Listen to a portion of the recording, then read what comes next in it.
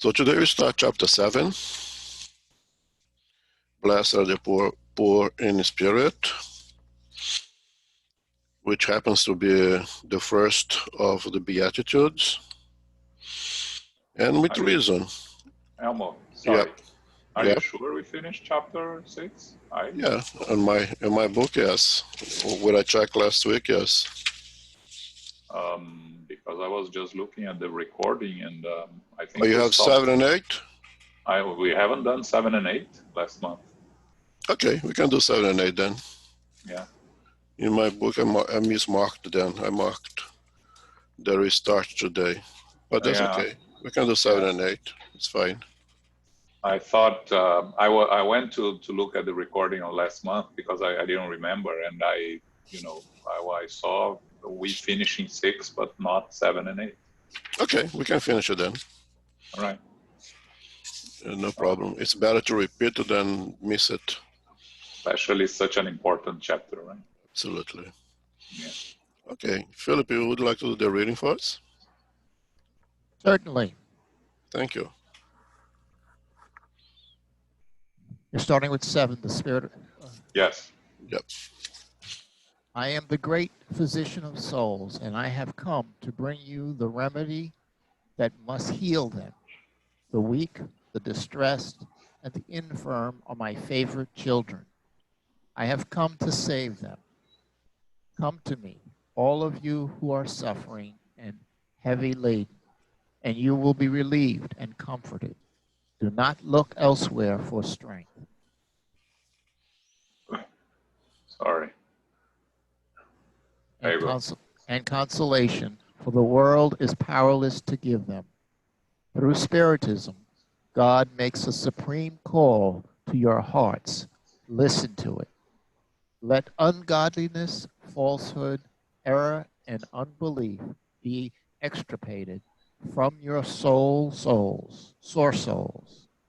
They are monsters that drink from your purest blood, and that almost always cause you deadly wounds.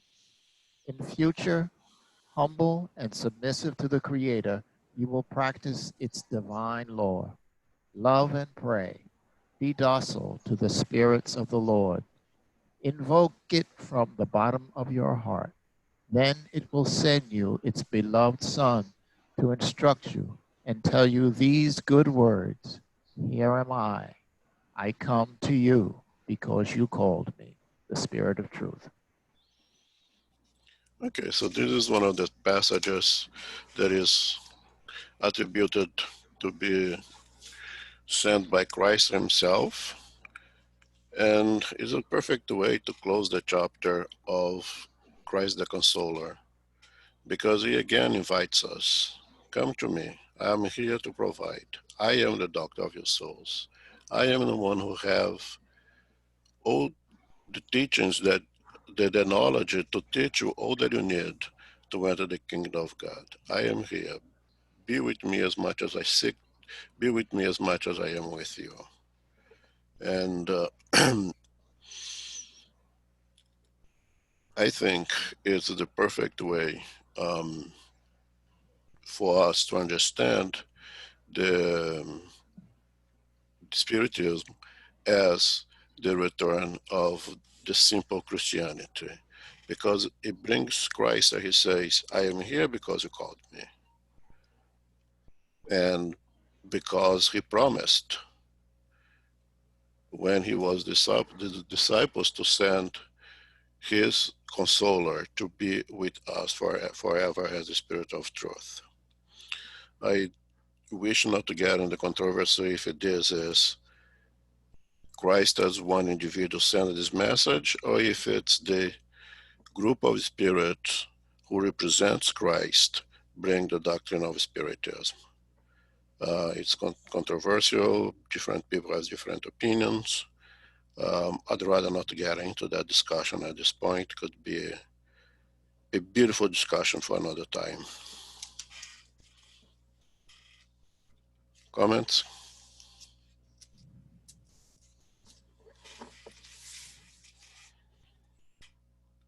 Okay, continue. Number 8. God comforts the meek and gives strength to the afflicted who ask for it. God's power covers the earth, and everywhere besides each tear there is a balm that consoles. Devotion and self-denial are a continual prayer and enclose a profound teaching. Human wisdom lies in these two words. May all distressed spirits understand this truth. Instead of crying out against their pains, the moral suffering that are allotted to you here below. Take as a motto these two words, devotion and self-denial, and you will be strong because they summarize all the duties that charity and humility impose on you. The feeling of accomplished duty will give you peace of mind and resignation. The heart beats better, the soul calms down, and the body no longer fails because the body suffers all the more according to how deeply the spirit is struck. Spirit of truth, Lahav. And how appropriate is this message for the days that we live today. Devotion and self-denial.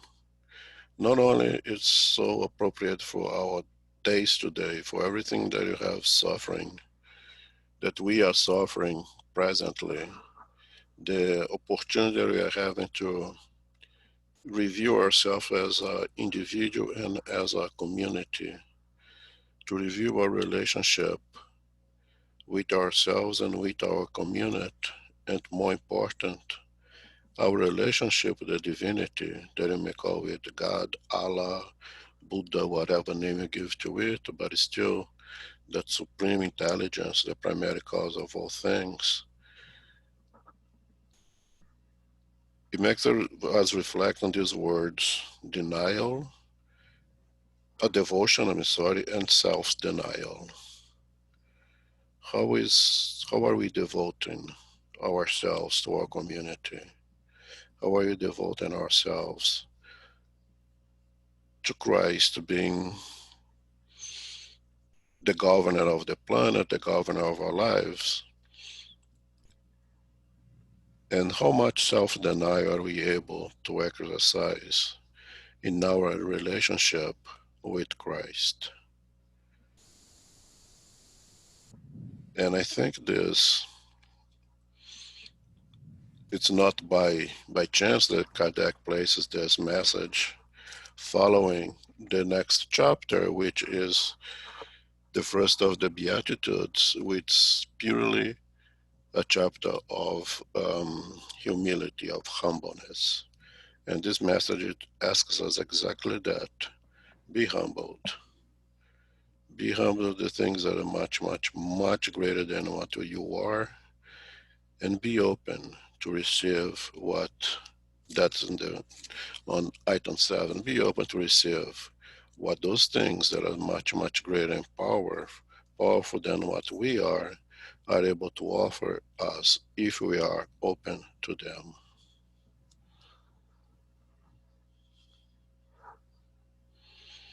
I would be interested in any words you have to say about the statement about devotion and self-denial as pertains to what the focus is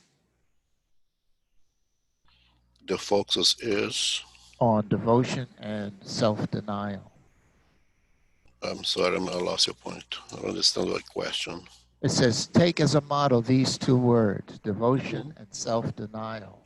And I'm wondering what the focus is of those two words in terms of our lives. What do they refer to specifically, right, Philip? That's Yes. what you want to know? Yeah. Yes. In relation to our lives. Yeah, especially the self-denial. Okay. Self-denial is an expression of humility and being selfless, right? Okay. And if you look at the teachings of Christ, the 3 years of teaching can be resumed in charity. And charity being as Christ explained, benevolence, indulgence, and forgiveness. And all of these things is something to be guided towards someone else, not to yourself. Is to deliver yourself to something else, right? You are benevolent. I mean, you give possessions, or more important, you give of yourself to others. You are indulgent to the difficulty of others, and you are forgiven to what others had caused to you, right? So this is really guiding towards someone else. So it's completely self-denial. Well, I It don't is. know. It's all about the others. Yes, I agree with that part of it, but I Okay. don't see that as any denial of myself. That's why I asked the question.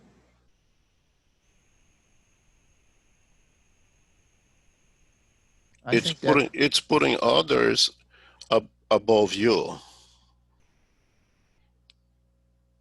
well, I But guess I can accept that. if it's not self-denial, then I don't know what it is. Yeah. Okay. No, I don't see that as self-denial because Okay. when I So how do do you those see things that? successfully, I feel better and I feel empowered. Yeah, but you see, it's like it's like the Zen. It's just like the Zen tell. I'm sorry, the dog's going crazy here. Hold on. Avery, give him a break, please. Yeah, you don't need all that. He disagrees with you. I know. I think he disagrees with you. Maybe we're both right. So the Zen story goes that there's this king in a big, powerful kingdom. He was a very good king, very devoted to the people. Naturally, really wants to do what's the best for the people. Would share his wealth, make sure that protect the weak and provide for the poor. And he was devoted to one specific Zen master that he wanted to become one of his disciples. And he kept trying, being rejected consistently, although all his goodness that he would practice. So one day he was able to speak with this master Zen, and he goes and he's ask him, look at everything that I have done. Look at how I share my wealth, how I really do good for the people. The people recognizes what I have done to them. The people loves me and I love the people. What is my reward? And the Zen master said, none. You have no reward. And and and the king gets baffled and questioned, but how is that possible? And the Zen master explained to him that at the moment that you practice all that good in the expectance of a reward, you have lost all the rewards. So if you do all those good things expecting to receive something in return, then it's no longer charity in these big three words that involve charity. Now, when you do that without an expectation, that is true charity, and the reward comes naturally to you. Yes, we feel great when you practice charity. We feel great at the end of the night when we do the exercise of St. Augustine and revise our day and see what we could have done better and remind ourselves of those good deeds that I have done. It does feel good. It feels great. But you do that in an exercise of self-denial, not with the expectation of at night I'm going to feel good about myself. You do it because you do it. The same way that you walk forward without thinking, you do it because it has become your nature. And Okay, yes, and I yes, see what you're saying. there is direct reward comes towards you, but this direct reward comes towards you is exactly because you do it in an exercise of self-denial, not with with expectation of a reward. Okay, so it's the definition you're using, because I'm not seeing that I'm denying myself of anything by doing that. And that's why I had the question. Yeah, I think that's most of our problem. We are still in the stage that we do things out of because we think that these are good for us and we need to do it. We don't practice charity as we walk forward. We exercise charity as we walk backwards. To walk forward, if I ask to walk forward, you got up and walk, you don't have to think. You just do it. But if I ask to walk backwards, you have to think. You have to measure steps. You have to be looking back and see where you're going. It's not easy for us. That's how you practice charity today. One day, when you have reached that level of complete devotion, self-denial, will you practice charity as you walk forward these days? Does it make sense? I hear you. But does it make sense? I know you hear me. You got No, good ears, but does it make sense? I understand what you're saying. Hey, Elmo, Yes. can you hear me? Yes, I can. Yeah, Renato here. Yeah, I was in the same place as Phil. I wasn't getting it. Then I just Google it, self-denial, to understand. Because, when you say self-denial, for some reason, I just, reject the self and then pay attention to the denial parts. Because the denial part comes with a negative connotation that, we are denying whatever. And then the self, it changes everything. It goes from, a negative stuff from, it says the denial of one's interests and needs, self-sacrifice. Then I understood everything you said. But for some reason, I'm not saying that Phil understood that way. I'm saying I understood the way that, and denying, self-denying as a negative, and then not necessarily, not necessarily, it's not that the connotation that Jesus was saying. He's saying the self-denial as a sacrifice towards others. That's why, it helped me to understand what you're saying right now. Just a comment. Yeah. So in the Zen parable, if the king is doing all those wonderful things because he wants to become a disciple of that Zen master, he is not doing anything good. When he does it, because he really self-denying himself, not thinking of himself, but think of those who is helping, how much happiness he brings to those and not to himself, then he is truly practicing charity. And again, we are not there yet, or most of us. For us, it is still an exercise. It's still something, it's like walking sideways or backwards. You have to think of it. We have to measure it. We have to put lots of consideration. The day that we practice charity as we walk forward, that is just basically a mechanic, is part of what we are. Then you can say that I have reached that level of complete devotion, self-denial. And I don't think any one of us should read this and kind of feel bad about us. No, that's what we are today. We're still learning simple arithmetics. So those who are there already doing calculus, good for them. We're gonna get there, but we're not there yet.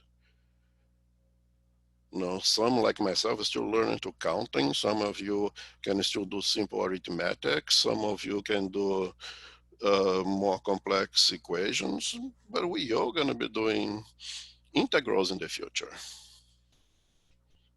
We're gonna get there. It's just have this, as you're gonna see in the next chapter, this humility that we still have a long way to go and be open to put on as much baggage that allow us to reach that level of complete devotion, self-denial.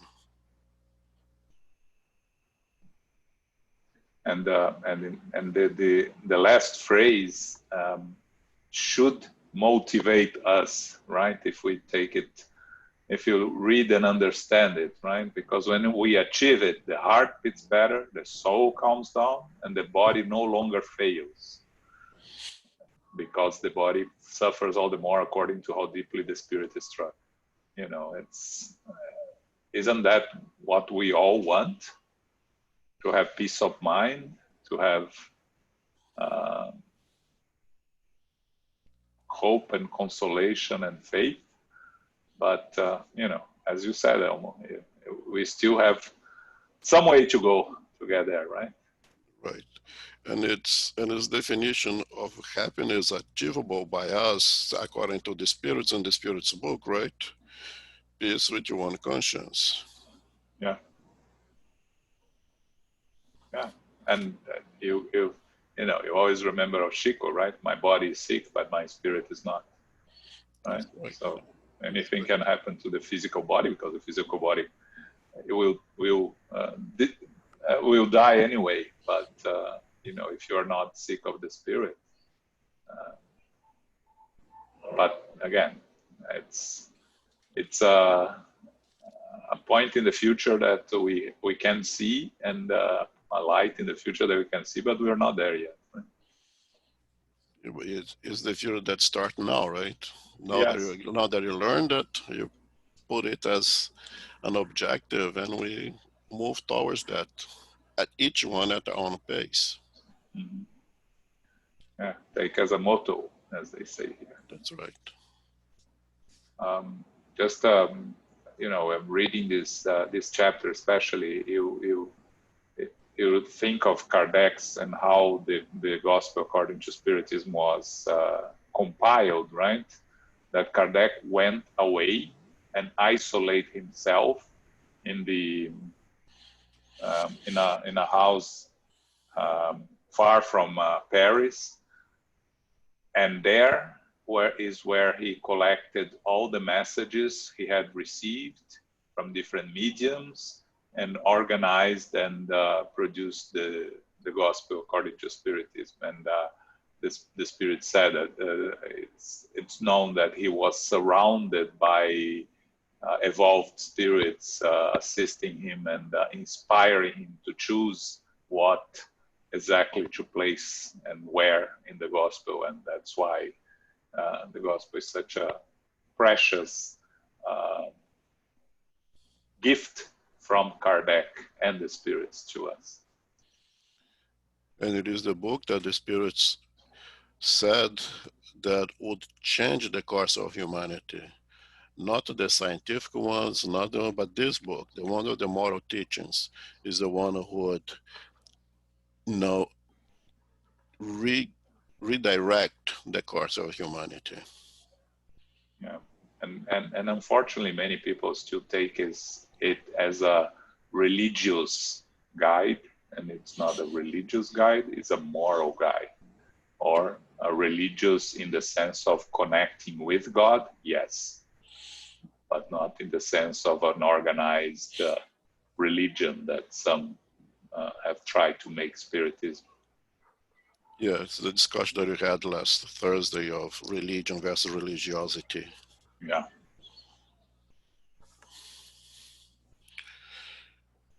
All right, Philip. I guess we agree now the dogs stopped barking. Dog stop barking. All right. All right, they're ready to chapter 8. Yep. 7, I'm sorry.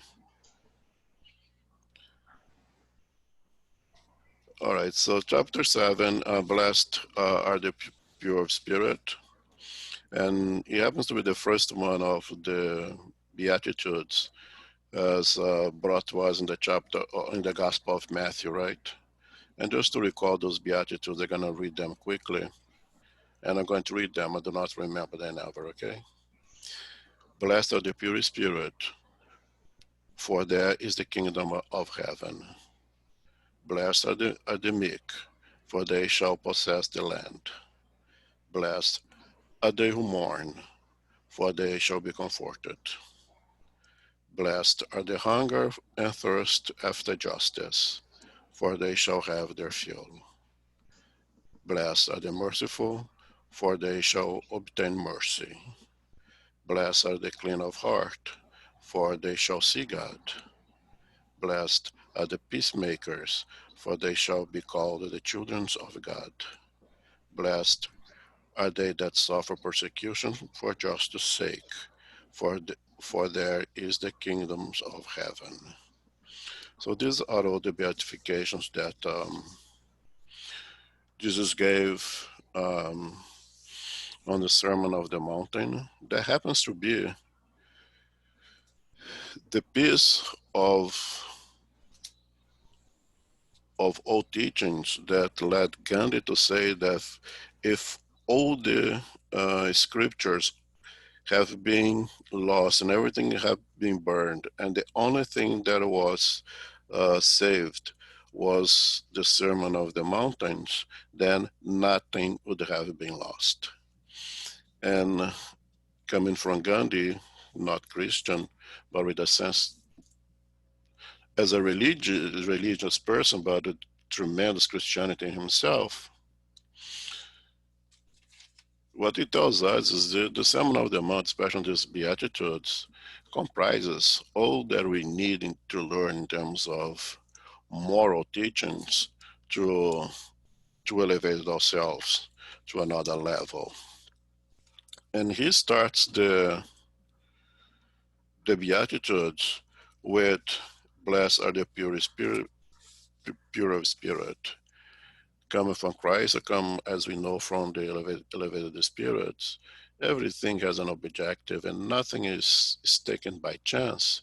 He places places this first one as the Beatitudes, not that the ones are more or less important. I'm not saying that one is more important, but they they must follow a sequence, and the sequence is meaningful. None of the one is more important or have greater value than other, all have equal value, but there is a sequence of events, and this one being the first one, and we will see why here. Just a question, John. This book that you present now is what? Is it the newest edition? Yes, it's the newest translation just published by the United States Spiritist Federation. Okay, because when Philip started reading, some words are different and got me lost for a while. But now I know. Yeah, Okay. yeah. If you read from the screen, well, anyway. Yeah. Okay. It was just published, so we're using it now. Okay. Go ahead, Philip.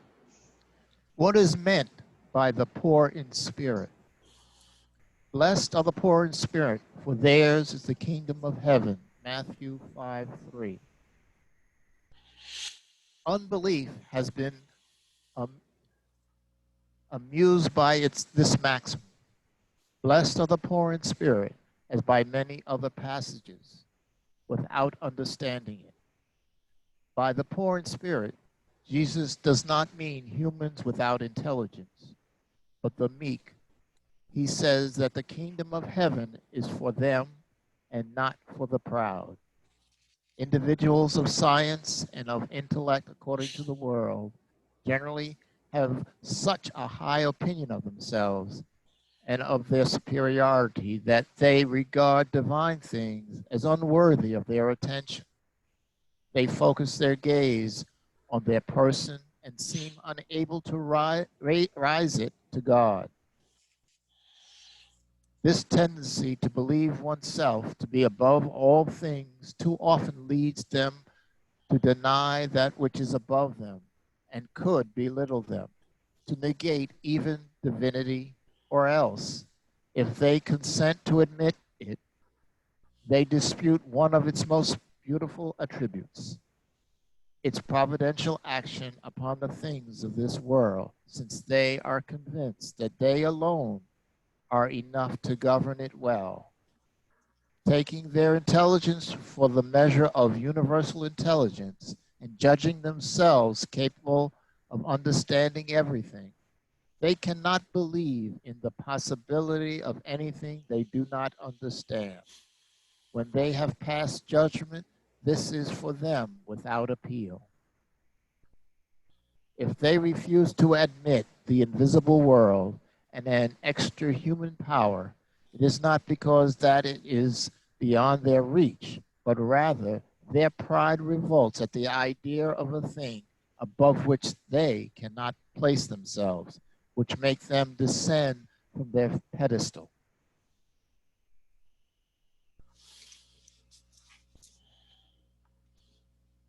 That is why they only have smiles of disdain for anything that is not visible and tangible. They attribute to themselves too much wit and knowledge to believe in things which, in their opinion, are good for simple people, thus regarding those who take them seriously as poor in spirit. However, whatever they say about it, they will have to eventually enter, like the others, into this invisible world which they deride. It is there that their eyes will be opened and they will recognize their error.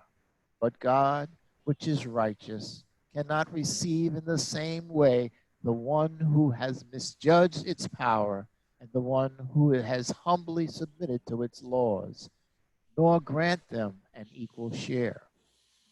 In saying that the kingdom of heaven belongs to the simple, Jesus understands that no one is admitted without simplicity of the heart and humility of the spirit. That the ignorant person who possesses these qualities will be preferred to the scientist who believes more in himself, herself, than in God. In all circumstances, places humility is placed in the rank of the virtue which draw one nearer to God, and pride as belonging the vices which depart from it, and that for a very natural reason, humility is an act of submission to God, while pride is a revolt against it. Therefore, it is better for the future happiness of humans to be poor in spirit, in the sense that the world understands it, but rich in moral qualities. Okay, thanks, Philip. Sorry for the long reading, but it's hard to break this down because it's such a compact um, information that leads to the same thing. The first thing that I like to say as we read here is that in any way, Christ or Spiritism are suggesting that intellectual progress distance ourselves to the kingdom of heaven, as they say. On the contrary, it's also necessary. We need to grow both wings, as Kardec says, as Emmanuel says, the wing of the intellect and the wing of the moral, because if one wing is bigger than the other, we cannot fly and conquer the skies. So both sides needs to be equally strong to fly out. Because I'm afraid that one may read this and say, let me devote myself only to moral qualities and the intellect distance me from God. That's not what's being said here, okay? And that to me is the reason that this is the very first of Beatitudes, that one must be humbled, because this is just about humbleness, to understand that as much as we learn intellectually, as much as we progress in in the intellectual side of our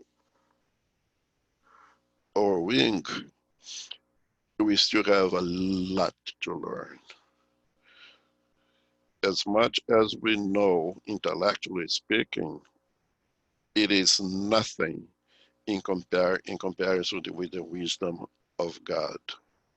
As much as we can do for ourselves, as much power we have in our intellectual abilities, in the development of our sciences and technologies, it is still nothing in comparison with the power of God. If we develop our sciences, our technologies, our intellect with this certainty, then intellectual abilities is a bless. The problem, and that's what is being contested here, is when we think that our intellectual conquests, the development of our sciences, physical sciences, and technologies equals to God. That's what this passage is all about. Not that we should abstain from conquer intellectual progress, that we conquer technology. Those are blessings that we conquer through by ourselves with the permission, with the blessings of God to assist us. As Emmanuel says, all this progress, it was said in the Spiritism Symposium as well, all this technology, all this intellectual progress is to allow us more time to devote ourselves to the divinity. If you have that in mind, then all this progress that we have made scientifically, then it's a blessing because we have more time in our hands now to devote ourselves to the divinity. It is interesting that in the beginning of the talk, it says, my book is different. It says person of knowledge and intellect, and then Kardec puts basically in parentheses, according to the world, usually have such a high opinion of themselves and their superiority that they consider divine things as unworth of their attention. And Kardec makes sure that he puts in parentheses over here, according to the world. Because as we have an example of, let's say, André Luiz, once he leaves our physical world as a well-educated, a smart person of his time, and he was, especially if André was indeed the doctor that is attributed to be the doctor, which name I'm not gonna say here because it's not important, but he did some wonderful things, some wonderful research responsible for some things that is being used today and helping us tremendously. He was extremely intelligent, but he wasn't extremely intelligent to our world, to his time. So much so that he went back to this to the spiritual world when he was integrated into Nosso. He had to start by washing the floors, cleaning up the floors of the hospital where he was. He didn't have enough intellect to do anything else up there. So one of the sense of humility that's very important, and Kardec makes sure that he put that in the parentheses there, is that we may be very smart right now, we may be very good, some of us are very capable intellectually, but this is to our level. You know, there may be a kid that's very smart at third grade, but he's very smart at third grade. When if he goes to a college level class, he's not going to be all that smart. Talking about the average kids, okay? Don't take the ones who are graduating for college at the age 13. I'm talking about we average beings. So we are perhaps doing very well intellectually now, development of our sciences, development of our technologies to our level, to this world. Moving to another spheres, we may be like little monkeys in comparison to humanity right now. And that is a great topic to keep us humbled. as much as we have progressed in one side, we still have a lot to progress. I was just actually confessing to one of my co-workers on Friday night when I worked that I myself, and I have to confess, I thought that our sciences and technology these days would be much quicker to answer to some of challenges that nature throws at us. And this COVID-19 humbled myself down, let myself know that not that good yet, Elmo. As much as we have developed our sciences, we're really good at some things. As much as I've developed our technologies, there are things that nature will throw at us that we will have no quick answer to it. To me, was personally, to me was a lesson, and that's what it's talking here in this chapter. Don't think of yourselves that knowing that much. And why is that? Because once we become so full of ourselves, there is no more room to put anything else. And that's why I cannot be accepted in the kingdom of heaven, so to say, of course, so to say. Because the suggestion of Christ is knock and it will open, ask and it shall be answered. If you are so full of ourselves, if you find ourselves to be so self-sufficient, if you think that you can produce the right answers for all the questions that's thrown at us, then we will not knock, then we will not ask, and then we don't need to be there because we are self-sufficient. We have everything here. On the other way around, they humbled, being learned or not. I have to insist on that. Have gained tremendous intellectual ability, but understands that in comparison with God, in comparison even with all these spheres of existence, we are like little monks jumping from tree to tree yet. We still have a long, long, long way to go. If you have that understand, then we will be knocking. Then you'll be uh, asking. Then you'll be thirst for more and more knowledge, for more and more understanding. And I think and that's me thinking here, that Christ put this at the very first of all the Beatitudes, is because you have to have that wanting to knock, wanting to ask. Because again, as I said before, as much as I know of the teachings of Christ, of Jesus Christ, he didn't go looking for people and ask, hey, can I help you? Can I do something for you? On the contrary, he allowed people to come to him, and when they came to him, he would ask, what is it that you want?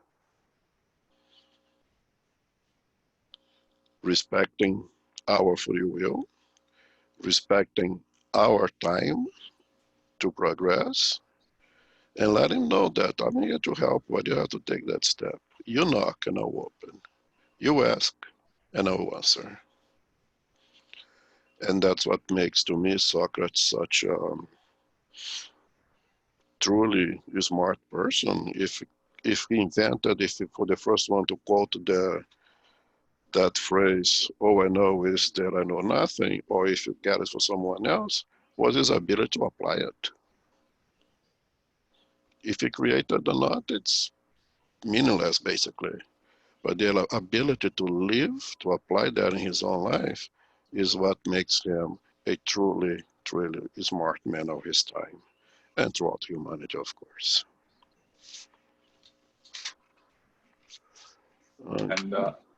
And it's interesting, right, Elmo? Because like you said, they are in order for a reason. because if you don't understand this first one, or you don't put this first one to your heart, all the others are not meaningful, right? Absolutely. You have to start with this one. If you jump this one, you go directly to the second, you don't do anything for yourself, right? Yeah, and every time that you see things like that comes from, of course, Christ all the way up there, but even to the enlightened spirits, Emmanuel, anyone else, we have to really pay attention. Why does he put that first? Why is that not second? What is his objective? Because everything that they write, everything that a comma has a meaning, and we need to investigate and see why it starts with humility. Why did not start with something else? I don't know. With being less selfish. Pride is to be humbled was the first one. Not that it's more important, not that it carries more value, but needs to follow that sequence.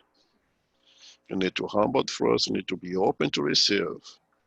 Because if I'm closed, if I'm so full of ourselves, even if they want to, they can open us. We need to open ourselves. We need to knock. We need to ask. Just like I said, Christ doesn't knock doors and say, hey, somebody over here is sick, I want to save them. No, they have to come out and say, save me. And it's interesting, right? I just finished rereading Paul and Stephen. And Paul, he was full of himself. He thought he knew everything, right? When he was worked for this, for the Jewish Synedrion. And Jesus didn't appear in front of him out of nowhere he appeared to him when he was struggling with his beliefs, when he was struggling on the way to Damascus, when he went there to persecute Christians. It was the first time that we see him questioning himself, doubting himself, or more, he was re-evaluating his life, and he was analyzing that he had done everything that he thought he was right, and still he was very unhappy. And then Jesus appears in front of him. It's very interesting, right? Jesus doesn't appear in front of him when he's there living his life full of himself. He appears in front of him when he's full of doubts of what he was doing. And yes, and they start of his journey from Saul to Paul. It starts with blindness. I mean, the significance starts with having nothing, of being fully dependent. Like an adult person becomes blind, becomes fully dependent. And that is the greatest humble thing that one can suffer. Now I'm almost 100% dependent. And to accept that dependence and grow from that point to become what we become. Yeah, and of course, the one he was going to persecute is the one that goes there and helps him, right? And rescues him, Ananias. That's correct, yeah. But again, the merit of Paul is that he immediately understood that he was wrong, and immediately he said, "How can I serve?" He didn't ask for any help. He just asked, "How can I serve?" And Jesus told him, "Just go to Damascus and wait there. You will receive further instructions." Right? It's so, you see an evolved spirit. You see a spirit that has already a higher degree of moral and intellectual understanding, even if he was directing his energies to the wrong side of things, right? But immediately when he turned his attention to the right side of things, he became. We are Christians nowadays because of him, right? Without him, there will be no Christianity. Another great lesson is in humbleness exactly that. Wait. Wait is a good sign of humbleness as well. What can I do? Let me do it. I know, but no, wait. Calm down. We still have a long way to learn before we start doing it. That is also an exercise of humbleness right then and there. He need to learn a lot before he becomes Paul. To transform himself from Saul to Paul, he had to do a lot of exercise in humbleness before he became Paul. Yeah, he Uh, spent three as, years in the desert. yeah, but as I said, he had the energy, the humility, the intellectual ability to do that. That's something that is important in our intellectual ability as well, and that's why I'm very strong in defending the learned. The idea that I better be dumb so I can reach God now is the other way around. You have the talents, you have to apply them, you have to use them. But keep in mind that those talents come from much superior power, and we are nothing in relationship in comparison with that superior power.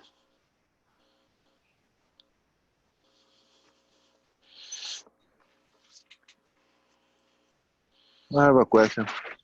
Yes, please.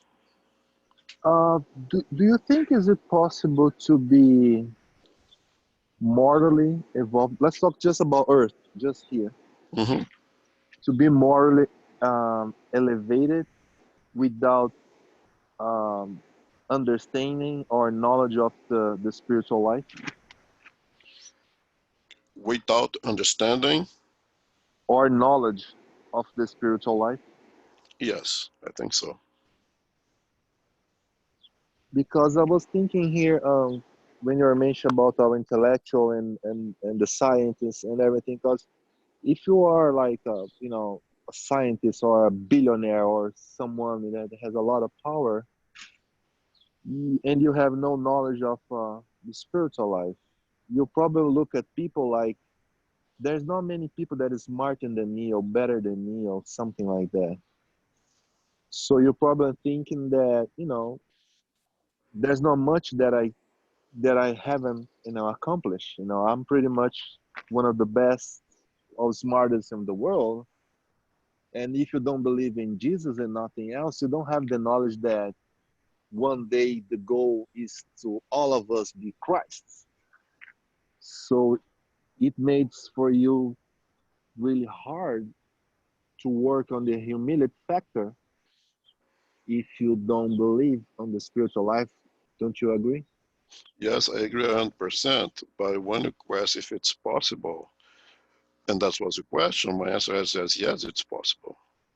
It is harder being in that position than someone in a different position. Yeah, it's harder.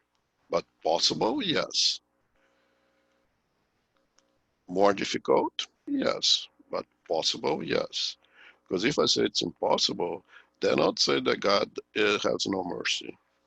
That God put someone in the position that it could only fail. So it is possible, but it is a greater challenge. And that is exactly the experience that those individuals are in the condition, have evolved enough to face.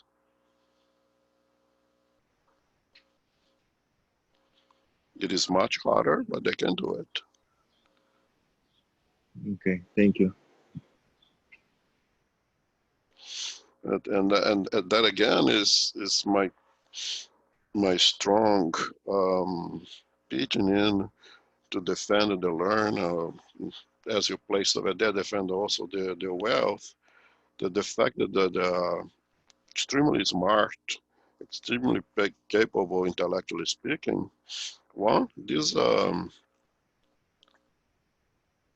things that they developed for themselves was not a gift, right? Otherwise, God would have preferential treatment. They developed that intellectual ability through multiple incarnations, through their own effort. So it's a blessing they have for themselves. Now they have to associate those attributes with the moral quality so they can fly up. And that is the biggest challenge. Yeah, because when I talk to people and you know I mean not everyone, but the majority of people, the idea is that there is this God. Some religion believe God and Jesus are the same, and there is a separation between us and them. Let's put it that way. And there's not the concept that we have to work and be humble, that our path is towards to be like those perfect spirits. So um, don't bother even trying, because nobody's gonna be like Jesus, like Christ. That Christ is a separate being, is a separate everything. We're gonna go about our lives here, and then we're going to die. We're going somewhere, but it's not like we are going to become Christ as well. I think that's all those thinking that makes harder for you to be in a position of humbleness and accept that we know nothing. We know that I know nothing, right? Something like that. There's a saying like that. To be in a position to accept and continue to grow intellectually and morally, to be in a position of achieve that one day. And it's interesting that many of who say those things, um, Christians themselves who put Christ in a separated Christ from the rest of us, and kind of reject Christ's own words when he says, "You are all gods. You can do everything that I do and much more." What I wonder, what do they think the meaning of those words? Because for us, it's exactly that we are in the process of evolvement, that we are all become Christs one day. We're going to be at the level that Christ was when he was here with us, incarnate as Jesus. But it takes work, and it takes work with both wings of the intellectual and with the moral wings, to be able to fly up to that level eventually. But it is doable.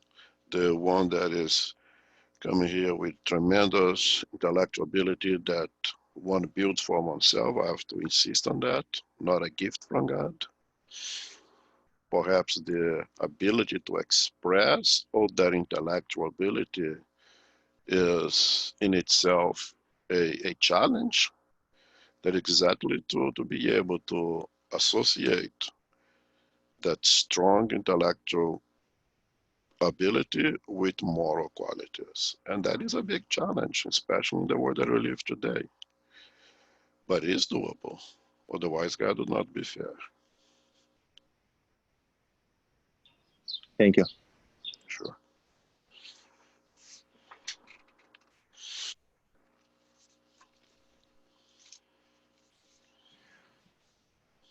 Before you go on, Yes. I have a comment. Mm-hmm. The section we just read was better written in the 2008 version as far as English is concerned. Um, well, I would have to revise to look at both carefully. That was my impression also. Okay. Because- Because But again, very superficial. very what? No, from my standpoint, very superficial thing, because I don't have the notebook yet. I haven't seen the notebook yet. And as you are reading, and I'm still looking at my own book because I have notes over here that I put for myself. Yeah. But I some of the some of the verbs aren't quite right in the way they're presented. It's just it's upsetting because it confused me as I was reading. yeah, I There's a wish. couple there's a couple of mistakes, but besides that, I don't really see anything. A couple of mistakes in there's one word that is You see, but anyways, It doesn't lose the meaning. It doesn't lose the meaning, yeah. but it's disconcerting when you read it out loud. Okay. That's all. Continue. Yeah, I think Philip, as a means of helping us, if you make a note of those things, and I then it can't pass. because it's on the screen, and I Oh don't. no, not right now. No, on a piece of paper, and then you give it to João, and João you bring to the translators, and maybe they can take a look at it. But I don't have that. I don't have that version. Yes, but you have some. The advantage of these translations made by United States Spirits Federation, and that's the main objective of them, is that they can be improved all the time. The other ones made by FABI, it belongs to FABI. We cannot do anything. If we can find mistakes there, they stay. So here, the idea is to have our own versions of the translation, so we can continue improve it, like we are doing with the Spirits book that is already on the 3rd edition. So that's the importance of publishing, and of course you'll find mistakes in every translation, right? And that's what I'm saying. It'd be a great charity to the movement if you make notes of things that especially those have English as a first language and are well versed in the language, to make quick notes and pass to the translators, and I'm sure everybody will be humble enough to make the corrections as necessary. I understand. However, I don't have a copy of this one. It's a new one, just came out last week, 1 week Last ago. week? So Oh, yes. wonderful. Came out last Sunday. It was launched during the symposium. Very good. It just, I'm just expressing, I was very disconcerted as I was reading. That's why. Okay. All right. Okay, so let me just concern even a little more. Go ahead and continue to read. Thank you. Those who exalt themselves will be humbled. At that time, the disciples came to Jesus saying, "Who is the greatest in the kingdom of heaven?" And calling to him a child, he put him in the midst of them and said, "Truly, I say to you, unless you turn and become like children, you will never enter the kingdom of heaven. Whoever humbles himself like this child is the greatest in the kingdom of heaven. Whoever receives one such child in my name receives me. But whoever causes one of these little ones who believe in me to sin, it would be better for him to have a great millstone fastened around his neck and to be drowned in the depths of the sea." Matthew 18:1-5. Yeah, go ahead. Then the mother of the sons of Zebedee came up to him with her sons, and kneeling before him, she asked him for something. And he said to her, "What do you want?" She said to him, "Say that these 2 sons of mine are to sit, one at your right hand and one at your left, in your kingdom." Jesus answered, "You do not know what you are asking. Are you able to drink the cup that I am to drink?" They said to him, "We are able." He said to them, "You will drink my cup, but to sit at my right hand and at my left is not mine to grant, but it is for those for whom it has been prepared by my Father." And when the 10 heard it, they were indignant at the 2 brothers. But Jesus called them to him and said, "You know that the rules of the Gentiles lord it over them, and their great ones exercise authority over them. It shall not be so among you, but whoever would be great among you must be your servant, and whoever would be first among you must be your slave, even as the Son of Man came not to be served, but to serve, and to give his life as a ransom for many. One Sabbath, when he went to dine at the house of a ruler of the Pharisees, they were watching him carefully. Now he told a parable to those who were invited when he noticed how they chose the places of honor, saying to them, when you are invited by someone to a wedding feast, do not sit down in the place of honor, lest someone more distinguished than you be invited by him. And he who invited you both will come and say to you, give your place to this person, and then you will begin with shame to take the lowest place. But when you are invited, go and sit in the lowest place, so that when your host comes, he may say to you, friend, move up higher. Then you will be honored in the presence of all who sit at the table with you. For everyone who exalts himself will be humbled, and he who humbles himself will be exalted. So, Go ahead. such maxims are a consequence of the principle of humility, which Jesus never ceases to lay down as an essential condition of the happiness promised to the elect of the Lord, and which he formulated with these words, blessed are the poor in spirit, for theirs is the kingdom of heaven. He takes a child as a type of simplicity of the heart and says, whoever humbles himself like this child is the, please raise, greatest in the kingdom of heaven. That is to say, whoever has no claim to superiority or infallibility. The same fundamental idea is found in this other maxim. But whoever would be great among you must be your servant. And also in this one, for everyone who exalts himself will be humbled, and he who humbles himself will be exalted. Spiritism has come to collaborate theory by providing examples, showing us that those who are great in the spiritual world are those who are small on earth, and that those who were the greatest and most powerful down here are very small indeed there.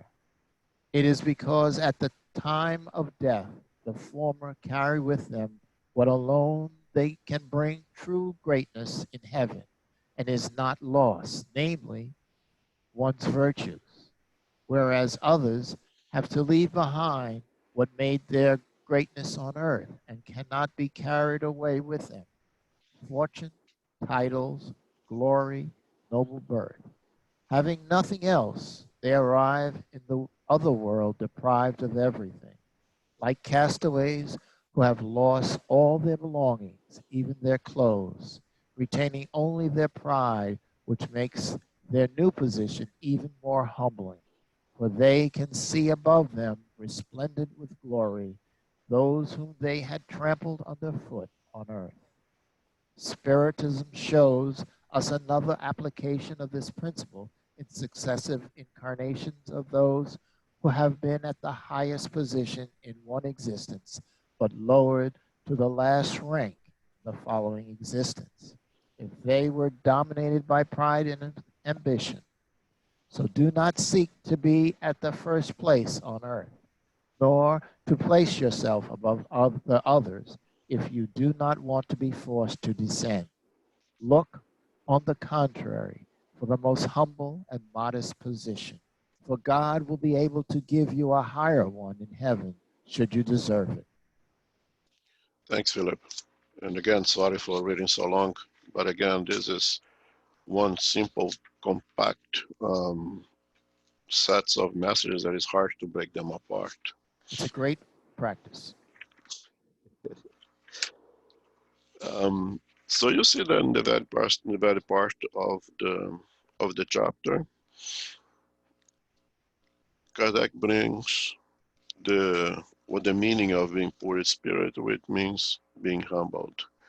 And the second part of it, Kardec brings examples of exercise of humbleness and why is it important, which he shows more in the end of the chapter. And he starts with it with the part of Christ inviting a child, putting that child in his lap and say, "Be like this child." And what does the image or the idea of a child represent? It does represent being an open canvas, so to say, right? It means being without devices, meaning that a child, just as an example, especially these days, does not have racism. The It's open to play with whatever the child wants to play with him or her, regardless of color, of race or anything else. A child wants is opened.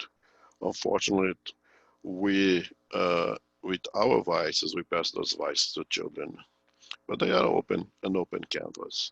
Be like these children. Be like this one who is free of vices, and it is eager to learn. It has so many questions, always questioning things. That's why Christ says, "No, ask and it shall be answered." And then he progresses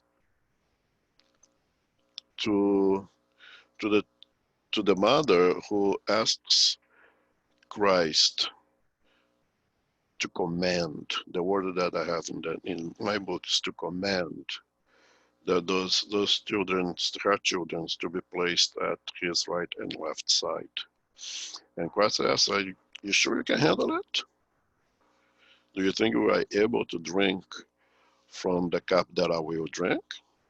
Can we deal with the hardship that comes with following me?" And the kid says yes. And Christ understood, saw them that they could, and said, "Yeah, you will. You can actually handle it. But the decision of who sits on my side is not up to me. It's for my Father. It's for our Father, actually." Which again, another teaching of humbleness. Christ Himself states that decisions of that matter is not even up to him, not even to the perfect spirit that is in charge of the planet, but it is for a higher authority than him himself. And he closes another parable um, with Christ teaching the disciples that take the humbled seat. When you are invited to a party, to a feast, to a wedding feast, take the humbled seat.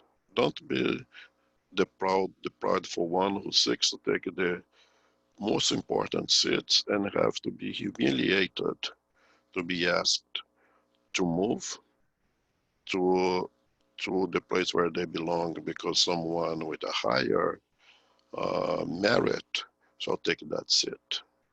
On the contrary, be humbled, take the lowest seat. So, in the case God, we invite you to come up and take a higher seat where you belong. And that exercise of humbleness or taking the lower seat already place you in a position to be invited by God to take a higher seat. And he continues giving examples, and you have those examples, many of them in the book that he just finished, Heaven and Hell, that clearly demonstrated the importance of humility in our life here now. To do our best to apply those things in our lives now, to transform ourselves in a more humbled person, or better yet, in a less prideful person now, because there are rewards. If the currency here in our planet now, in our physical world, If the power is measured in how much money you have, and depending on how much money you have now, you can afford to be in a 5-star hotel or to drive the most comfortable cars. In the spiritual world, that carries no value. The currency, when you move up back to the spiritual world, it's love. It's the exercise of charity that I have done while here. That is how. That is what allow you to be in a 5-star hotel up there, to drive the most comfortable cars up there, not the material possessions. So if you place more values on the physical things that you can conquer here, fine. But just keep in mind that you're not going to bring those with you.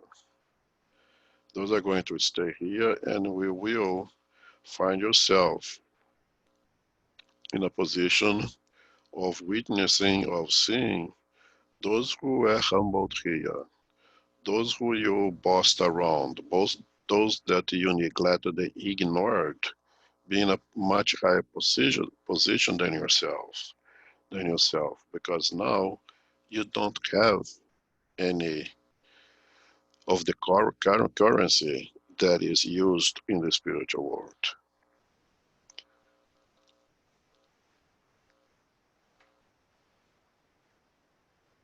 Which again, I have to go in the defense of those who are monetarily powerful in this world, that it is a great challenge, that it is a more difficult to deal with, but it is doable. And we have example, we don't need to call names, but I have individuals that are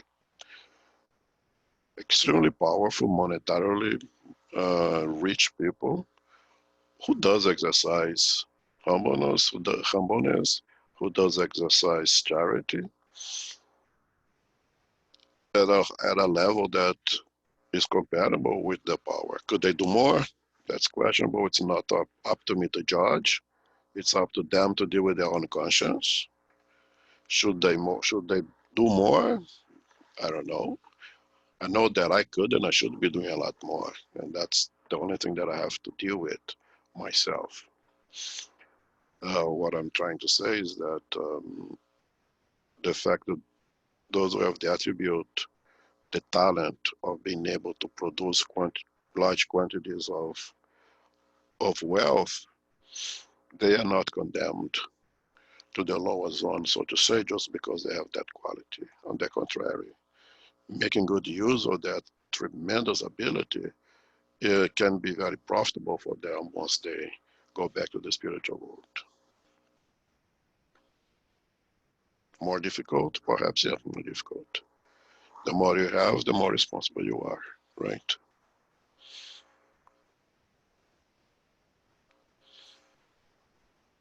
Question, comments? And it is harder for those that have a lot when they go back to the spiritual world, because there they lose all the material possessions that they have, and they are left only with the moral achievements, like all of us. But for us that have for those of us that have little here on earth, it's easier to go back there and have nothing of material because we didn't have much here. But for those that had a lot here, it will be much harder. So the moral development is and then the understanding and the acceptance is of huge importance, right? Especially for those that have more. And right, they talk, you know, and the spirits talk here about spiritism, right? The second part that is mentioned is the reincarnation, right? That those that have a lot and don't make a good use of their wealth, for sure are going to have to face more difficult incarnations because of the law of cause and effect. It's not an imposition, it's just the natural order of things. If you abuse a position that you have to face the consequences, and the likely consequences is for you to be on the other side of the position you had this time. Yeah, and by the time this was written, heaven and hell was not written yet, but heaven and hell comes exactly to put very palpable examples of what you are talking about. Individuals who brings their own experience and let us know about their own experience of this law of cause and consequences. You know, how did I manage my attributes? How did I manage the talents that I had in my hands? Did I multiply them or did I bury them? Now again, going back to the parable of talents that Christ tells us. Those who bury them have to deal with the consequences of it, and they return or without those talents, or in some rare occasion, but does happen to men, we also with the same talents, but now facing greater difficulties to apply them. I think Heaven and Hell, the book Heaven and Hell, bring those very palpable witness that it's mentioned over here. And Spiritism does open that window for us to take a good look of the law of cause and consequence.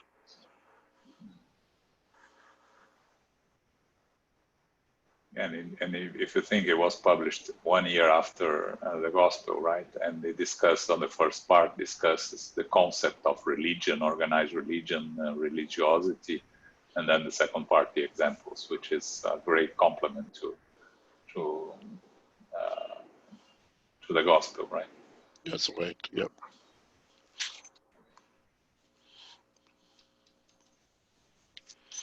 Let's see. We should stop here, Elmo. I think we're good, right? Sure. Yeah. Wow. Yeah. 4 minutes left only, and Oh wow, you are fast. Yeah. We have Divaldo later, so we want everyone to be ready for Divaldo. All right, so we have 4 minutes. Does anybody have a question or comment? I just have a comment. You know, the other religion used to practice used to say that you don't have to know about the spiritual life that exists, and let's focus on our life here. And for a while it was okay, but you know, after a while it wasn't fulfilling my needs anymore. In Spiritism, we studied that we have to, that you know, the understanding of the spiritual life is to help us to live a life here, because sometimes it doesn't make sense things that happen here.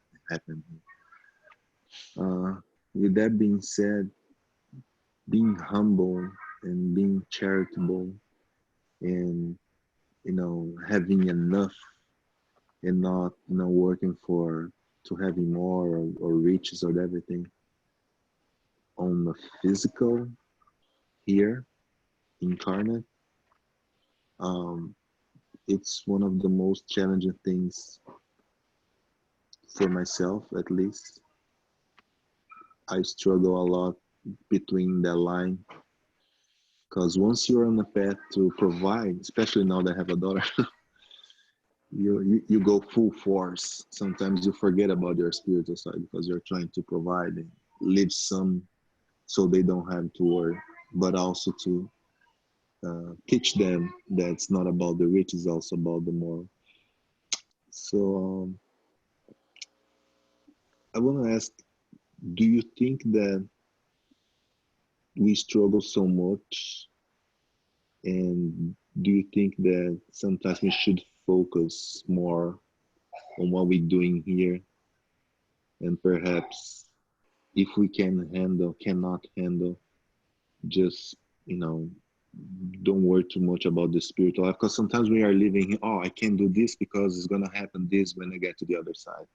I'm not gonna, you know, go after the rich because I don't have this on the other side. Sometimes we pretty much all the action that we do here, we worry what's going to happen on the consequence on the other side. And sometimes we forget how to live here since we are here. So what are your thoughts on that? Yeah, my thoughts are it should be concerned with living here, doing here, and don't be so concerned with the spiritual world. Forget about the spiritual world. I have an opportunity to read a little bit on Confucianism, a little bit of the, I don't know if that's what you practiced before, but the teachings of Confucius is exactly living here, doing here. Do not be concerned with spiritual world. You're concerned with what's going to get over there. You do here, you do good here, and once you get over there, you're going to be fine. Don't worry about it. Having said that, when you read a little bit of Confucianism, you see that it's the application of Christianity on its more pure sense that there is. It's the exercise of harmony, it's the exercise of charity, and it's three big words. Um,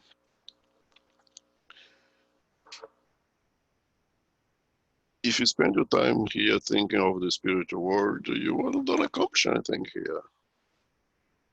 We're here for a reason here because it's here that you practice the things that you need to practice. I don't think you need to be concerned with the spiritual world.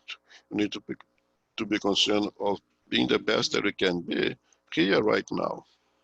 And if you do that, once you get over there, you get reward for doing that, regardless. Regardless. Many of us in this planet today will not have the opportunity to be exposed to the things that we are being exposed here and now concerned with the spiritual world. So are they less likely to be good individuals and reach a level of comfort in the spiritual world, having the richness that allow us to be rich in the spiritual world? Yes, absolutely. I think should be more concerned of what we do here now and less concerned with the spiritual world.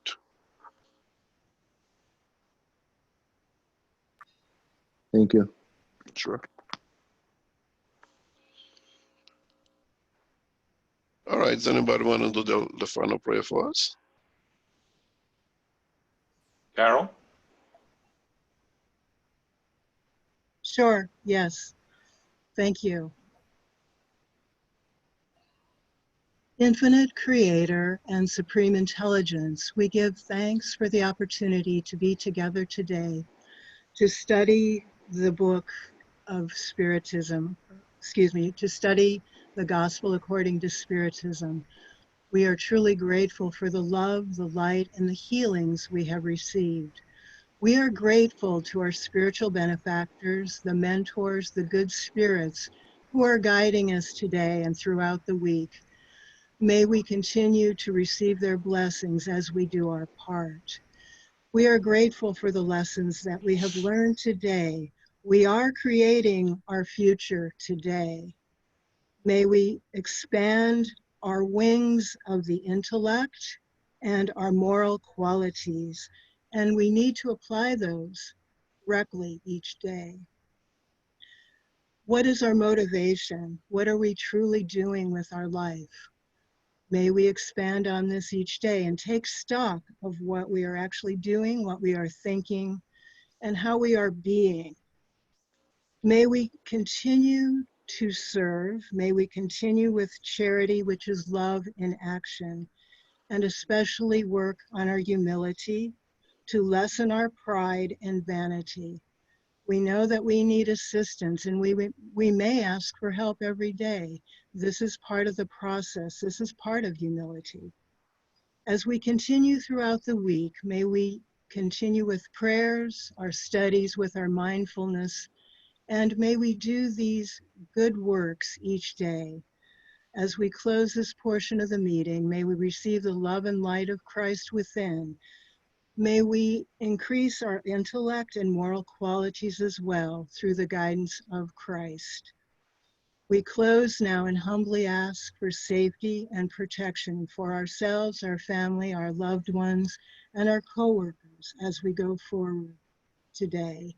We close now and ask that we can be beacons of light, to be of service, to be using the goodness that we have received to share it with others. We close now and ask for peace. So be it.